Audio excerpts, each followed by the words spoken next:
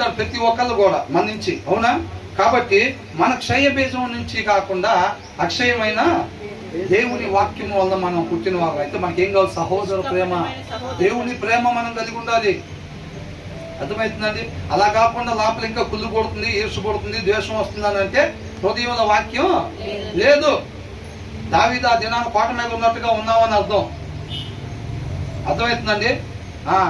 సంసోను దెలీలా దగ్గర ఉన్నట్టుగా, మోషే బండతో మాట్లాడమంటే కర్ర తీసుకుని కొట్టేటప్పుడు ఎలా ఉన్నాడో అలా ఉన్నామని అర్థం అన్నమాట. ఇవన్నీ అర్థమవుతుందా? కాబట్టి మనం ఏం చేయాలి? అలా సహోదర ప్రేమ కలిగి ఉండాలంట. అలాగా ఏం చేయాలి? సహోదర ప్రేమ కలుగునట్లు సత్యం ఏంటి? వాక్య సారాంశం సత్యము. అది ఎలా కలిగిద్దంట? మనం దేవుని ద్వారా పుట్టిన వారం అయితే మనకేం కావాలంటే నిష్కపటమైన సహోదర ప్రేమ కలిగి ఉండాలండి. అది గుర్తు.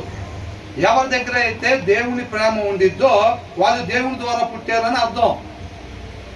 అర్థమవుతుందండి? ఎవరి కాళ్ళు అనేసుకుంటే కదా, నువ్వు అక్కడవేనా, నేను కూడా దేవుని ద్వారా పుట్టా, మనందరం ఎవరి పిల్లలు అనుకోగానే సరిపోదు. అట్లాగా అర్థమవుతుందండి? అది క్రియారూపకంగా కనపడాలి. మనలో క్రీస్తు మాత్రమే కనపడాలి మన జీవిత విధానంలో. అర్థమవుతుందండి? అప్పుడు మనం వాక్యము ద్వారా పుట్టినట్టు. ఒకరు కొత్తగా జన్మిస్తేనే, అంటే మనం పక్కన దగ్గరలో ఉన్న నీళ్ళలో పోయి మునిగి లేకుండా మారిపోయినా క్రీస్తులాగా అంటే అట్టగేమి మారిపోరు. కాబట్టి మనం వాక్యం ద్వారా కనబడ్డాము అని అంటే ఖచ్చితంగా దేవుడి ప్రేమే మనలో కనబడాలి. ఆ తర్వాత ఏమైనా కలుగునట్లు మీరు సత్యమునకు విధేయులవుట చేత మీ మనస్సులను పవిత్రపరుచుకుని వారయ్యుండి ఒకరినొకడు హృదయపూర్వకంగాను వికటముగాను ప్రేమించుడి. మిమ్మల్ని మీరు అన్నారా? మీ కుటుంబ సభ్యుల వరకు అన్నారా? మీ రక్త సంబంధికుల వరకు అన్నారా? ఏమన్నారు? ఒకరికొకరు, ఒకరినొకరు.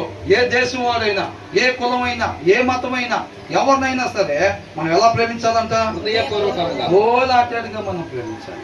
హృదయపూర్వకంగా క్రీస్తు వలె మనం ప్రేమించే వారంగా ఉండాలన్నమాట. మనం అర్థమవుతుందండి? మనం విశ్వసిస్తే ఇలా ఉంటాం, విశ్వసిస్తే క్రీస్తు వలె మనం ఉంటాం. ఈ విశ్వాసం రేపు శోధనలో నిలబడిద్దని అంటున్నాడు. అర్థమవుతుందండి? యేసుక్రీస్తు వారిని పరీక్షించారా? పరీక్షించలేదా? శోధనల ద్వారా పరీక్షించిన తర్వాత ఆ పరీక్షలో ఆయన జయాన్ని పొందుకున్నారు. మనం కూడా ఏంటంటే మీరు కూడా విశ్వసించినట్టయితే గనక రేపు ఆయన దగ్గర ఏం కలిగిద్ది? మెప్పు, ఘనత కలిగిద్ది. కానీ ఆ విశ్వాసాన్ని ఏం చేస్తారంట? శోధనల ద్వారా పరీక్షిస్తారు. కాబట్టి కొంతకాలం మీకు శ్రమ ఉంటుంది. దేవుడు మిమ్మల్ని తీసుకున్న దాకా, తండ్రి యేసుక్రీస్తు వారిని తీసుకున్న దాకా ఆయనకి శ్రమ. అవునా? మనల్ని కూడా దేవుడు తీసుకునేదాకా శ్రమ. ఆయన ఎప్పుడు తీసుకున్న ప్రభు